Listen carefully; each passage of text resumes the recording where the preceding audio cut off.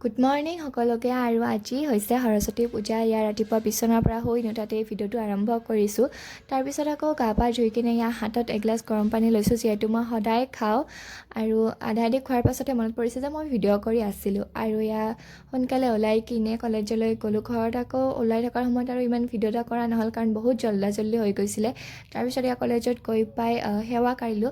আৰু ঘৰত থাকোঁতেও ভাবিছিলোঁ যে সকলোৱে আহিছে, আমাৰে বহুত দেৰি হৈছে, কিন্তু নাই, তাত গৈ পাই আমাৰ লগৰ কেইজনৰ ভিতৰত কাকো দেখা নাপালোঁ, অকল এই আৰু ময়ে। ভাবিলোঁ যে কোনোমতে কোনো নহাতেই আৰু শান্তিমতে ফটো ভিডিঅ' উঠিলোঁ, কিন্তু নাই, কোনোবাই চাই থাকে, লাজ লাগে বহুত। ভাবিছোঁ আৰু কিমাননো লাজ কৰি থাকিম, সেইকাৰণে লাজ বাদ দি কিনে হ'লেও ভালদৰে কেইখনমান ফটোৰ ভিডিঅ' বনাই ল'লোঁ।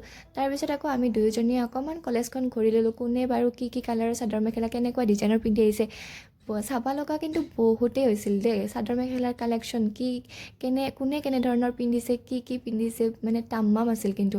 আৰু লগ পাই গ'লোঁ আমাৰ ইয়াৰ সুন্দৰী যুৱতীগৰাকীক। তাৰপিছত ভাবিলোঁ যে অকণমান ভিডিঅ' কৰি থৈ দিয়ক, আৰু তাইৰ ফেশ্বন চাওকচোন আপোনালোকে কি ফেশ্বন দিছে। তাৰপিছত আন এগৰাকী সুন্দৰী যুৱতীক লগ পাই গ'লোঁ। আৰু তাৰপিছত মোৰ ইয়াক ভিডিঅ' ফটো উঠাওঁতে ঘূৰোঁতে ফুৰোঁতে মোৰ গলৰ চেইনডালেই বেকা বেকি হৈ থাকিলে। বাৰু আজি মিনি ব্লগটো ইমানেই আছিলে।